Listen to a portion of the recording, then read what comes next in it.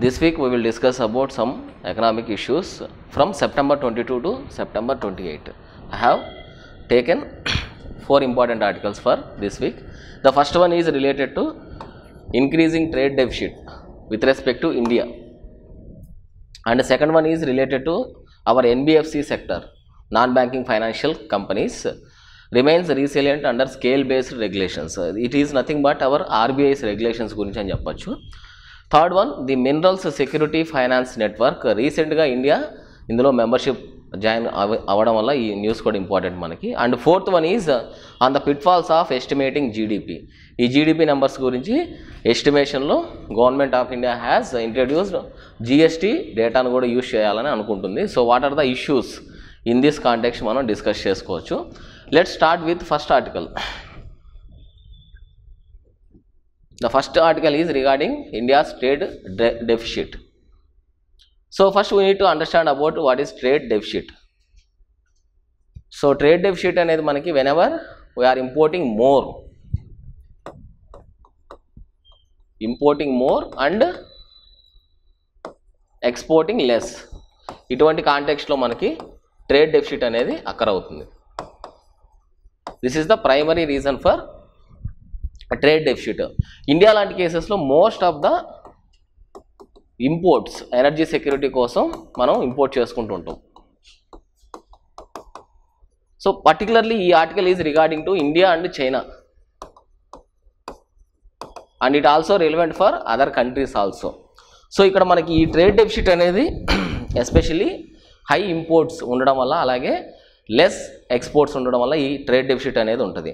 So ఇక్కడ మనకి what are the declining factors, అంటే ఏ ఫ్యాక్టర్స్ని బేస్ చేసుకొని మనం ఈ ట్రేడ్ డెఫిసిట్ అనేది జరుగుతుందని చూసుకుంటే, first one oil exports.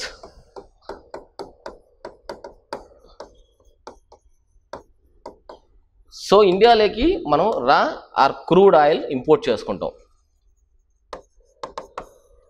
And after that crude oil ఇండియాలో ఉన్న domestic oil companies crude oil నుంచి పెట్రోలియం, డీజిల్, అలాగే ఏవియేషన్ టర్బైన్ ఫ్యూల్ ఇవన్నీ తయారు చేస్తాయి. అలాగే కాస్మోటిక్ ప్రోడక్ట్స్ను కూడా ఈ పెట్రోలియం ప్రోడక్ట్స్ నుంచే తయారు చేస్తారు, అండ్ ఇన్ రిటర్న్ ఎక్స్పోర్ట్స్ కూడా చేస్తారు వీటిని. సో ఇవి ప్రస్తుతానికి డిక్లైనింగ్ స్టేజ్లో ఉన్నాయి. Second one, gems and jewelleries.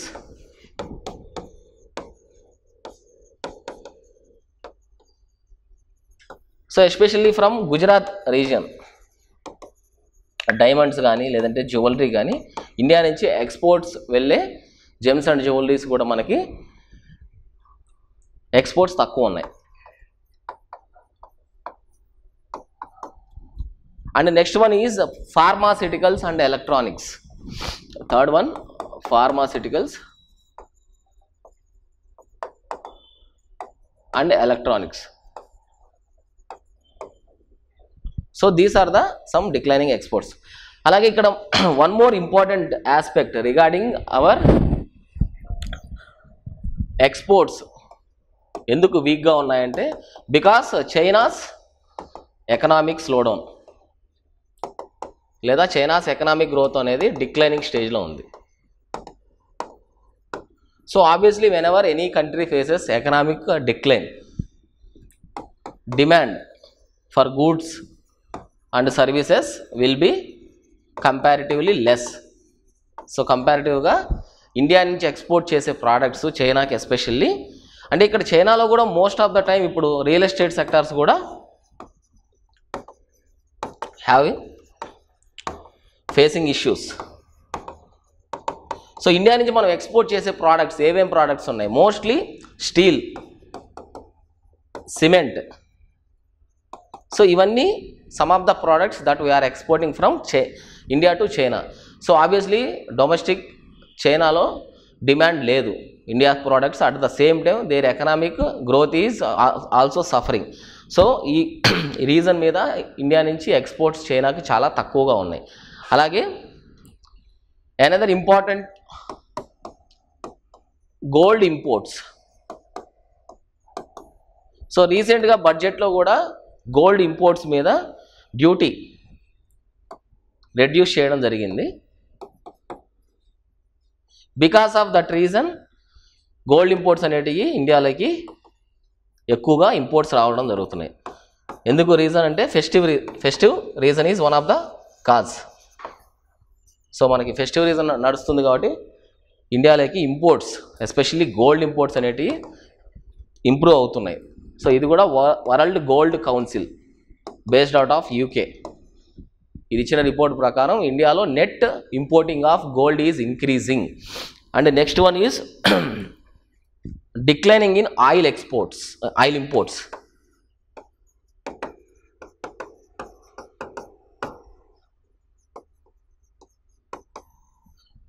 So oil ఇంపోర్ట్స్లో మనకి ఇక్కడ because of geopolitical tensions in different parts of the world and oil prices మనకి తక్కువ కాస్ట్కి మనం ఇంపోర్ట్ చేసుకుంటున్నాం. But at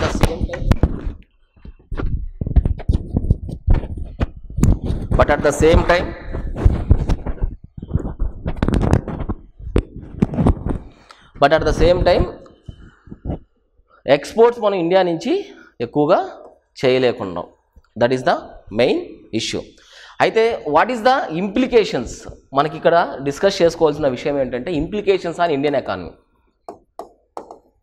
current account deficits ఉండడం వల్ల what are the implications? First one is currency depreciation. So currency depreciation అవడం వల్ల మన ఇంపోర్ట్స్ కాస్ట్లీర్ అవుతాయి. Currency depreciation. Second one, economic growth will effect.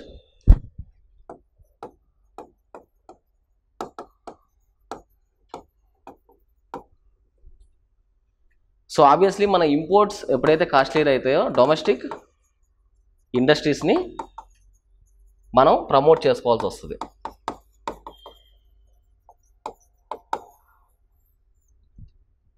So next one is strain on foreign exchange reserves.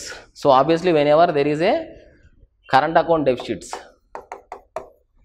or దీనిని balance of payments crisis లేక వెళ్ళకముందే foreign exchange reserves ఏవైతే మన దగ్గర ఉన్నాయో అవన్నీ కూడా they will be under strain. So these are the implications. అలాగే what are the long term challenges? ఇక్కడ మనకి not only short term, even long term challenges అనేటివి కూడా important.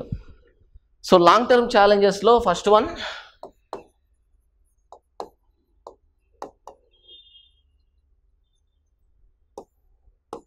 Week demand in global markets. So especially if you look at US, UK ఇలాంటి కంట్రీస్లో తీసుకుంటే India నుంచి export చేసే ప్రోడక్ట్స్ మీద దే హ్యావ్ సమ్ రెగ్యులేషన్స్. ఈ రెగ్యులేషన్స్ ఎలా ఉంటాయంటే కార్బన్ బార్డర్ అడ్జస్ట్మెంట్ మేనేజ్మెంట్, అంటే by using labour intensive sectors ఏవైతే ఎక్కువగా కార్బన్ ప్రొడ్యూస్ చేసే సెక్టార్స్ ఉంటాయో ఎస్పెషల్లీ స్టీల్ కానీ సిమెంట్ కానీ ఇవన్నీ కూడా ఎక్స్పోర్ట్ చేయాలంటే to these countries they have placed some restrictions. That is also one of the issue. అలాగే మనకి already China is in economic troubles.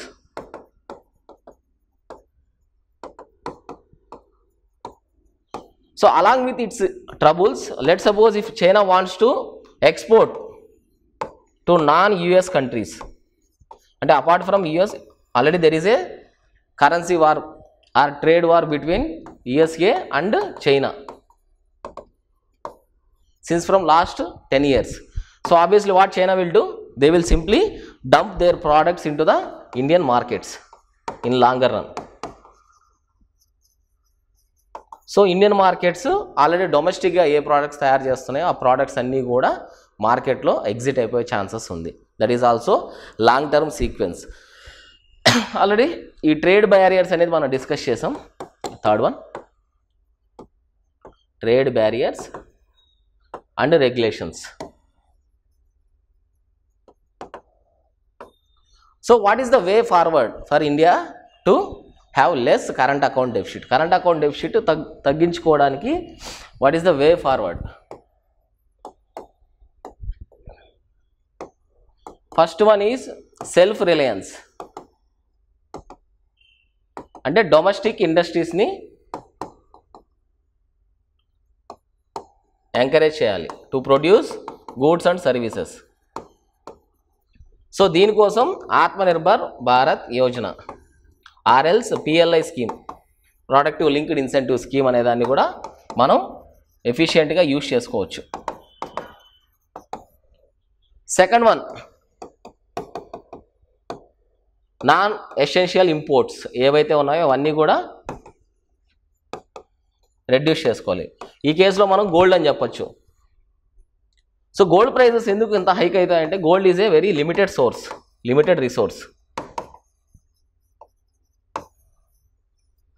అందుకే there is a concept called law of water and diamond paradox.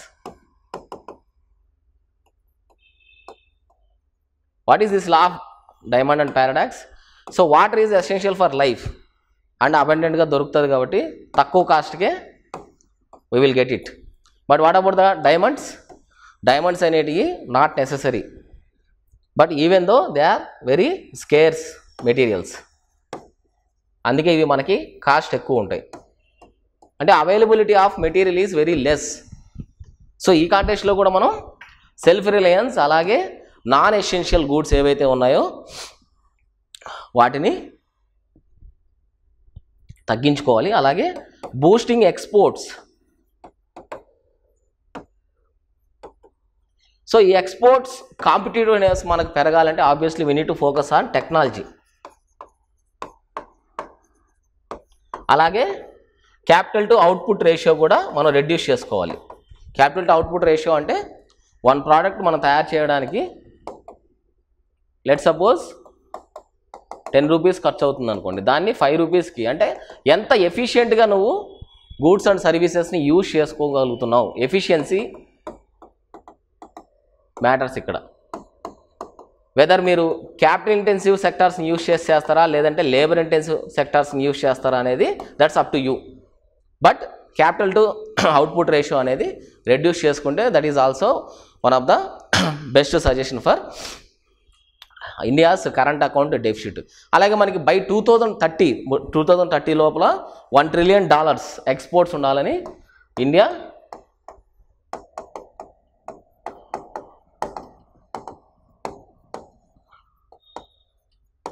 Ambitious target పెట్టుకుంది in the goods and service sectors. Not only goods, even service సెక్టార్స్లో కూడా $1 trillion worth మనం ఎక్స్పోర్ట్స్ని India నుంచి rest of the వరల్డ్కి export చేయాలనుకుంటుంది. It is a very ambitious target. So అవన్నీ achieve చేయాలంటే these are the some suggestions అని చెప్పొచ్చు.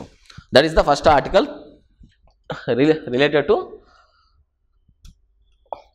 Current account deficit, trade deficit. సింపుల్గా చెప్పాలంటే ట్రేడ్ డెఫిసిట్ గురించి. Second one is NBFC sector. So NBFC sectors recent టైమ్స్లో what are the issues faced by NBFC sectors, అలాగే self based regulations or else self regulation organisations. So ఇక్కడ మనకి what is the difference between NBFC and bank? Banks అనేవి మనకి mostly banking regulation act 1949 అలాగే RBI act 1934 ఈ రెండింటి కింద work చేస్తాయి యాజ్ ఎ ట్రెడిషనల్ ఇన్స్టిట్యూషన్స్గా. బట్ ఎన్బిఎఫ్సిస్ అనేవి non banking financial companies. Banks ఎక్కడైతే రీచ్ కాలేవో ఆ ప్లేసెస్లో ఇవన్నీ కూడా యాజ్ ఏ కంపెనీస్ యాక్ట్ 2013 కింద ఎస్టాబ్లిష్ చేస్తాయి. సో రీసెంట్గా న్యూస్లో ఎందుకుందంటే NBFC sector by implementing RBI's SBR self based regulations base చేసుకొని, స్కేల్ బేస్డ్ రెగ్యులేషన్స్ని బేస్ చేసుకొని వాటి యొక్క గ్రోత్ ఎస్పెషల్లీ డబల్ డిజిట్లోకి మూవ్ అయింది. అంటే సింపుల్గా చెప్పాలంటే ఎన్బిఎఫ్సి పర్ఫార్మెన్స్ బాగుందని అర్థం by using RBI regulations. So ఇక్కడ మనకి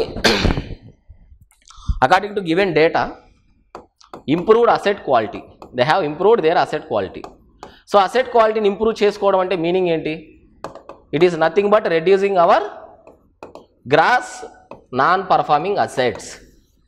నాన్ పర్ఫార్మింగ్ అసెట్స్ని మనం రెడ్యూస్ చేసుకోవడం. సో ఇక్కడ మనకి 6.3% నుంచి 2.4%కి they have successfully reduced the gross non performing assets. So ఎందుకు, వాట్ ఈస్ ద రీజన్ అని చూసుకుంటే, they have diversified their loan portfolios. అంటే సింపుల్గా వీళ్ళు ఇచ్చే లోన్స్ ఏవైతే ఉన్నాయో ఈ లోన్స్ అన్నీ కూడా డిఫరెంట్ సెక్టార్స్కి డైవర్సిఫై చేసుకున్నారు. సో మీకు ఇక్కడ ఎన్బిఎఫ్సిలో ఏ టైప్ ఆఫ్ లోన్స్ తీసుకోవచ్చు అంటే, లెట్ సపోజ్ ఇప్పుడు మీరు ఒక కార్ పర్చేస్ చేయాలనుకుంటున్నారు, లేదంటే ఏదైనా ఒక మొబైల్ పర్చేస్ చేయాలనుకుంటున్నారు. ఎనీ స్టోర్కి వెళ్తే మీకు there is A finance, 0 payment మీరు పే చేయొచ్చు, తర్వాత ఈక్వేటెడ్ మంత్లీ ఇన్స్టాల్మెంట్స్లో మీరు పే చేయొచ్చు అని చెప్పి some companies will offer there finance service. So ఇవన్నీ కూడా ఎన్బిఎఫ్సిస్. ఒక ఎగ్జాంపుల్ తీసుకుంటే మనకి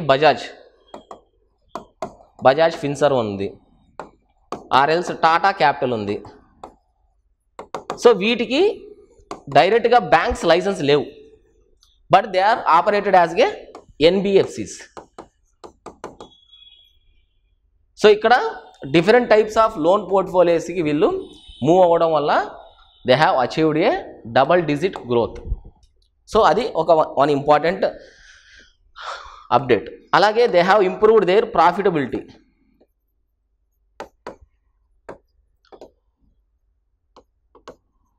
సో ఆబ్వియస్లీ బ్యాంక్స్ నుంచే ఒక ఎగ్జాంపుల్, మీరు బ్యాంక్స్ నుంచి లెట్ సపోజ్ లోన్స్ రికవర్ అయ్యాయనుకోండి, ఆబ్వియస్లీ బ్యాంక్స్ యొక్క ప్రాఫిట్స్ పెరుగుతాయి కదా.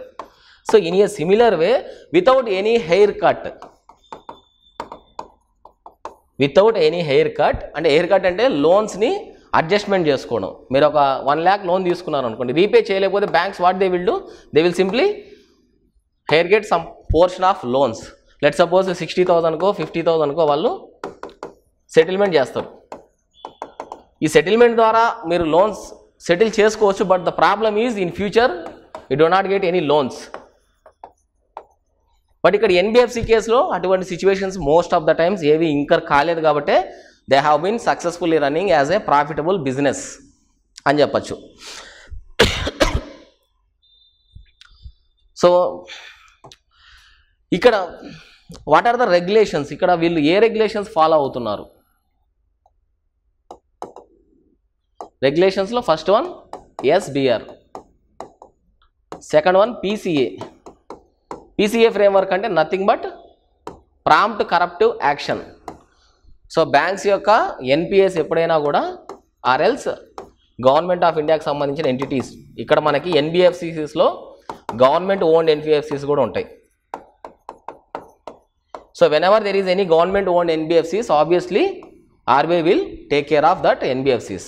సో అక్కడ ఆర్బీఐ ఏం చేస్తుందంటే పీసీఏ ఫ్రేమ్వర్క్ అంటే మీరు నెట్ బ్యాంక్ అడ్జస్టెడ్ క్రెడిట్ ఏ సెక్టార్స్కి ఇవ్వాలి, అలాగే లోన్ రికవరీస్ ఏ విధంగా చేసుకోవాలి, ఇవన్నీ కూడా గైడ్లైన్స్ ప్రొవైడ్ చేస్తారు. So that they will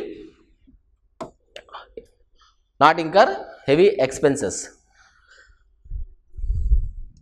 so ఇక్కడ మనకి ఎన్బిఎఫ్సిస్లో పీసీఏ ఫ్రేమ్వర్క్ అనేది ఉంటుంది, ఎందుకంటే not only for banks, even some NBFCs are working for government of India, under the control of government of India, సింపుల్గా చెప్పాలంటే. అలాగే ఇక్కడ మనకి ఎన్బిఎఫ్సిస్లో కూడా రిస్క్స్ అనేవి ఉంటాయి. So what are the risk faced by NBFCs? First one is climate change risk, second one cyber security risk. So nowadays most of the businesses ఫిజికల్గా ఏం లేవు కదా, అన్నీ ఆన్లైన్ ఆర్ఎల్స్ డిజిటల్లో ఉన్నాయి కాబట్టి obviously there is A frequency of cyber security misuses. So వీటిని కూడా వీళ్ళు రెక్టిఫై చేసుకోవాల్సి వస్తుంది. అలాగే క్లైమేట్ చేంజ్ రిస్క్ అంటే నథింగ్ బట్ మీరు ఏదైనా ఒక ఒక లోన్ ఇచ్చారనుకోండి, ఈ లోన్స్ తీసుకున్న పర్సన్స్ కానీ ఆర్ఎల్స్ కంపెనీస్ కానీ సింప్లీ వీళ్ళు ఎస్టాబ్లిష్ చేసే కంపెనీస్ ఏవైనా కూడా let suppose they are under the risk of climate change, లేదంటే ఫ్లడ్స్ వల్లనో లేదంటే డ్రాట్స్ వల్లనో ఏదైనా రిస్క్ వల్ల వాళ్ళు రీపే చేయకపోతే that is also one of the risk with respect to climate change. So దాన్ని కూడా రీసెంట్ టైమ్స్లో ఆర్బీఐ దీనికి కూడా ఒక ఫ్రేమ్వర్క్ తయారు చేసింది.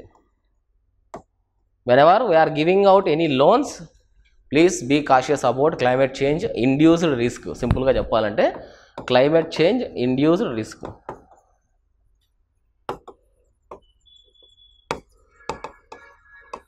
So this is the second article regarding NBFC.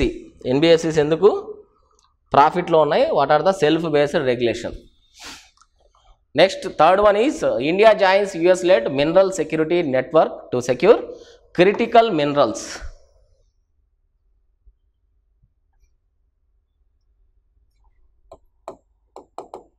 Mineral security partnership, MSP. So recent ga India mineral security finance నెట్వర్క్లో join అయింది. So first thing we need to understand about what is mineral security. Mineral securities అంటే ఏంటి? First thing,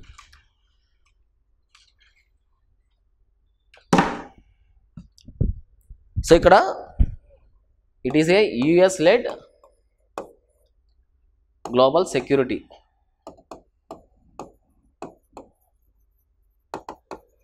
Regarding critical minerals. Critical minerals అనేదాన్ని without any supply disruptions. Supply disruptions ఏం లేకుండా for their economic growth and development. Economic development plus national security purposes కోసం ఒక ఫోరంని తయారు చేస్తారు. That is called mineral security partnership. So US led అంటే obviously we can expect most of the developed countries అన్నీ కూడా వీటిలో పార్ట్నర్షిప్లో ఉన్నాయి. ఇండియా కూడా one among the partnership. India అనేది డెవలపింగ్ నేషన్ అయినప్పటికీ కూడా ఇందులో పార్ట్నర్షిప్లో ఉంది. సో ఇక్కడ critical elements are rare earth elements ఇవన్నీ కూడా మనకి ఎందులో యూజ్ అవుతాయంటే electric vehicle batteries,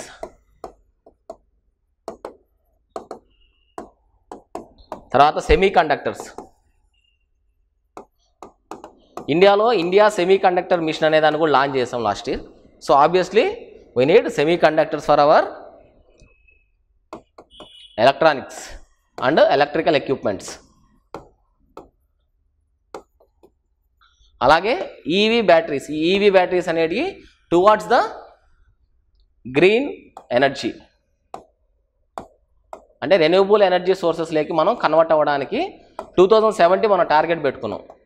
India should become a net zero emitter. So ఇవన్నీ కూడా వర్కౌట్ అవ్వాలంటే obviously these are the minerals that would be useful for our transition from non fuel based to fuel based to non fuel. అలాగే ఇండియాలో చూసుకుంటే మనకి ఇప్పటివరకు China's dominance mineral security పార్ట్నర్షిప్లో most of the 60% of the rare earth elements అన్నీ కూడా China నుంచే most of the countries were imported. So obviously there is a risk of supply chain disruptions. Supply chain disruptions. Just like our COVID-19 లో ఏ విధంగా అయితే supply chains disruptions జరిగాయి, in a similar way by excessively depend on China we might face a supply chain disruptions. And moreover, India case law, if you look at India's case, only 10 to 20% of minerals were extracted, but remaining 60 to 80% మనం extract చేయలేకున్నాం. ఎందుకంటే we don't have that much of technology. So ఇప్పుడు ఈ mineral partnership finance అగ్రిమెంట్లోకి join అవ్వడం వల్ల already ఏ countries అయితే explore చేస్తున్నాయో ఆ technology మనం కూడా తీసుకునే ఛాన్సెస్, మనం కూడా యూజ్ చేసుకోవచ్చు. That is also one important. Second one, self Reliance. So each and every thing that we should not import from every nation. So ఇక్కడ మన సెల్ఫ్ రిలయన్స్ ద్వారా ఇండియాలో ఉన్న రిసోర్సెస్ అన్నిటిని కూడా by using or by leveraging different types of technologies we can use our mineral resources for our economic growth. Or else మీరు ప్రతిదీ కూడా ఇంపోర్ట్ చేసుకుంటా ఉంటే కరెంట్ అకౌంట్ డెఫిసిట్ ప్రాబ్లమ్స్ ప్రతి కంట్రీతో పెరుగుతూ ఉంటాయి. That is also one of the biggest worry for Indian economy. And what are the measures taken by government of India? Government of India ఏం మెజర్స్ తీసుకొచ్చింది? Government of India mines and minerals amendment act 2023 యాక్ట్ని తీసుకొచ్చింది. Mines and minerals amendment act 2023.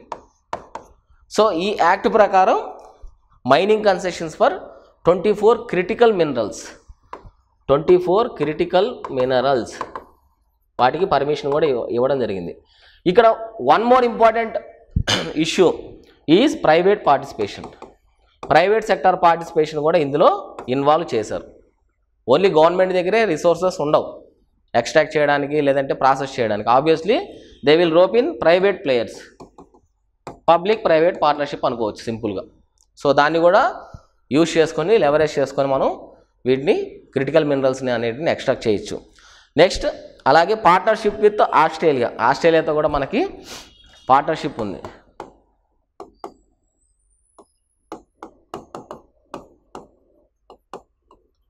అలాగే Chile,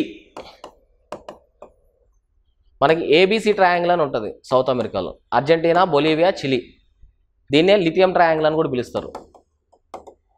so ఈ country అన్నిటితో కూడా we have maintain a friendly relations so that we can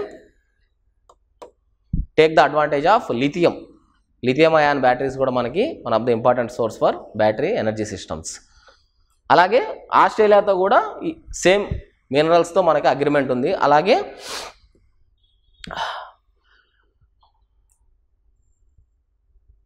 Khanij Videsh limited, so ఒక special purpose వెహికల్ని ఒక private limited కంపెనీని government of India has established to explore the different critical minerals especially found in African continent లేదంటే South American కాంటినెంట్లో ఉన్న minerals అన్నింటినీ కూడా explore చేసి with the permission of respective governments, ఆ గవర్నమెంట్స్ యొక్క పర్మిషన్ తీసుకుని we can import or we can use that minerals, critical minerals for our economic growth and development అని చెప్పచ్చు. That is the article regarding mineral security partnership.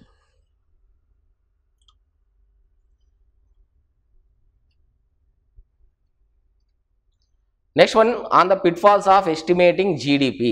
So whenever there is a discussion regarding GDP, obviously government and opposition states have their own set of data.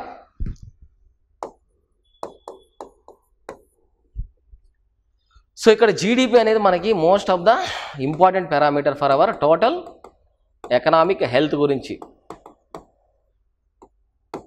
చూసుకోవచ్చు. So ఇక్కడ మనకి GDP అనేది based on real and nominal factors రెండింటి మీద calculate చేస్తారు. Real అంటే with respect to base year, ఒక base ఇయర్ని తీసుకొని ఆ బేస్ ఇయర్ నుంచి ఇప్పటి వరకు చేంజెస్ ఏ విధంగా ఉన్నాయనేది కంపారిజేషన్ కోసం ఒక బేస్ ఇయర్ని ఎస్టాబ్లిష్ చేస్తారు. And nominal is with respect to inflation. So as of now ఎంత ఉంది జీడిపి, అలాగే ఇన్ఫ్లేషన్ ఎంత ఉంది, అలాగే సిపిఐ, డబ్ల్యూపిఐ, ఇవన్నీ కూడా బై యూజింగ్ నామినల్ రేట్లో జీడిపిని మెజర్ చేస్తారు. అయితే ఇక్కడ ప్రాబ్లం ఏంటంటే GDP calculations United nations system of national accounts దీన్ని బేస్ చేసుకొని we have changed from 2012 change అయ్యాం మనం. ఎర్లియర్ ఇట్ వాజ్ 2004 నుంచి 2005 ఉండేది, దాన్ని we have changed it to 2011 and 12. And 2015 onwards మనకి గ్రాస్ వాల్యూ అడిషన్ మెథడ్ని కూడా మనం అడాప్ట్ చేసుకున్నాం. అంటే ఈచ్ అండ్ ఎవ్రీ సెక్టార్ ఎంత కాంట్రిబ్యూట్ చేస్తుంది, how much it is contributing.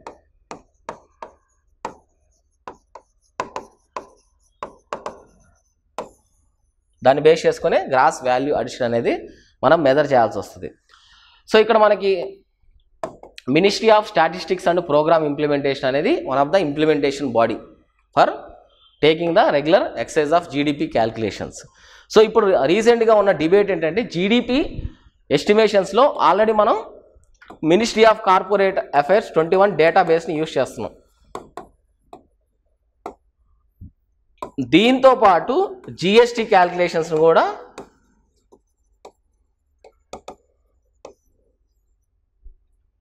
ఇందులో ఇంట్రడ్యూస్ చేయాలనేదే ఆర్గ్యుమెంట్. సో ఇప్పుడు మనకి జిఎస్టీ క్యాల్కులేషన్స్ని ఇంట్రడ్యూస్ చేస్తే ఆబ్వియస్లీ ఆల్రెడీ ఉన్న మినిస్ట్రీ ఆఫ్ కార్పొరేట్ అఫైర్స్లో కంపెనీస్ యొక్క corporate services, private corporate services ఏవైతే ఉన్నాయో ఇవన్నీ కూడా మనకి జీడిపి క్యాల్కులేషన్స్లో అవసరం. బట్ ఇక్కడ మీరు జిఎస్టీని కూడా యాడ్ చేయడం వల్ల most of the time GST వల్ల అడ్వాంటేజ్ ఏంటి, ఇన్ఫార్మల్ ఎకానమీలో ఉన్నటివి ఫార్మల్ ఎకానమీలోకి కన్వర్ట్ అవుతాయి. లెట్ సపోజ్ ఒక ఆర్గనైజేషన్ ఉందనుకోండి, జిఎస్టీలోకి రావాలనుకునేది అనుకో, జిఎస్టీ నెంబర్ కావాలి, రెగ్యులర్గా కంపెనీ ఇన్పుట్ ట్యాక్స్ క్రెడిట్ని యూజ్ చేసుకోవాలనుకుంటే ఆబ్వియస్లీ గవర్నమెంట్స్ ఏం చేస్తాయి, first unit to convert from informal to formal. అలాగే ఇక్కడ జిఎస్టీతో మనం లింకప్ చేయడం వల్ల డిసడ్వాంటేజ్ ఏంటంటే జిఎస్టీ నెంబర్స్ అనేటివి సమ్ టైమ్స్ నాట్ యాక్యురేట్ అని కూడా చెప్పచ్చు. So each and every month లేదా 3 monthsకి ఒకసారి GST calculations government of India project చేస్తుంటుంది. సో వాటిలో ఫేక్ ఇన్వాయిసింగ్ అలాగే డూప్లికేషన్ ఆఫ్ ద వర్క్ వీటిని బేస్ చేసుకొని కూడా సమ్ టైమ్స్ అలిగేషన్స్ వచ్చాయి. జిఎస్టీ క్యాల్కులేషన్స్ ప్రొజెక్ట్ చేసే నెంబర్ ఒకటి, యాక్చువల్గా రియలైజ్ అయ్యే ట్యాక్స్ రెవెన్యూ వేరే అనేది కూడా ఒక ఆర్గ్యుమెంట్ నడుస్తుంది. అలాగే ministry of statistics and programme implementation వాళ్ళు దిస్ ఇయర్ 2024లోనే బేస్ ఇయర్ క్యాల్కులేషన్స్ 2011-2012 అనే ఒక బేస్ ఇయర్ని చేంజ్ చేసి 2020-21కి తీసుకురావాలని ఒక కమిటీని కూడా నియమించింది, దాల్దార్ కమిటీ.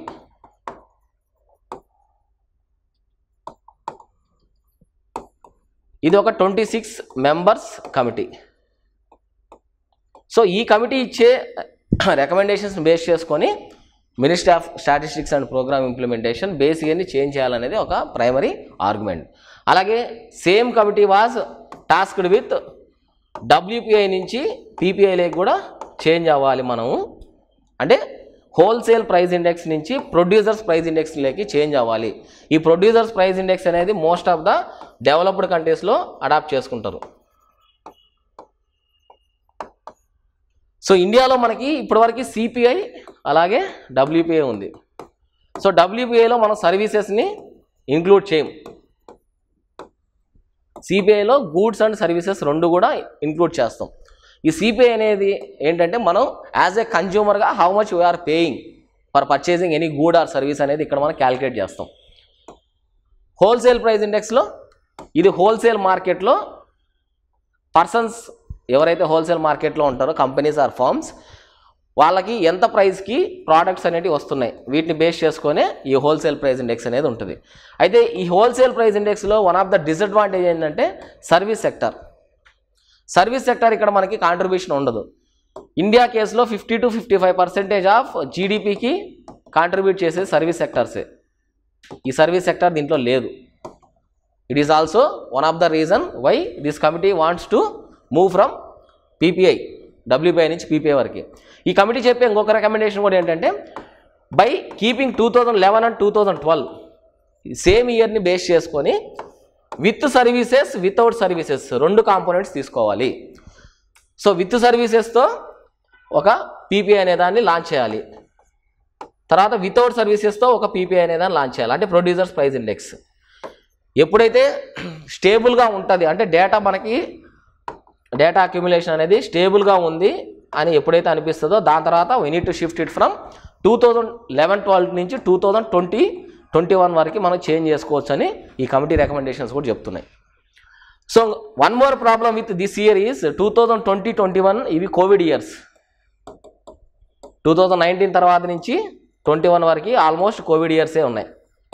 సో ఈ కోవిడ్ ఇయర్స్లో ఏ సెక్టార్స్ ఫాస్ట్గా ఎకనామిక్ గ్రోత్, అలాగే ఏ సెక్టార్స్ రికవరీ అయినా రికవరీ కాలేదు, ఈచ్ అండ్ ఎవ్రీథింగ్ కూడా యాక్యురేట్ డేటా మన దగ్గర ఉండకపోవచ్చు. That is also one of the problem. 2020-21 అనేది సమ్ ఆర్ సజెస్టింగ్ 2020 and 21 కాకుండా 2019కి తీసుకోవచ్చు, లేదంటే 23-24కి తీసుకోవచ్చు అనే ఉద్దేశంలో ఉన్నారు. కొంతమంది ఆర్గ్యుమెంట్ ఏంటి, ఆల్రెడీ గవర్నమెంట్ ఆఫ్ ఇండియా దగ్గర ట్యాబులర్ డేటా ఉంది, ఆ డేటాని యూస్ చేసుకొని ఇటువంటి రికమెండేషన్స్ కోసం ఒక కమిటీని నియమించారనేది కూడా ఒక వాదన. So that is the discussion for this week economy.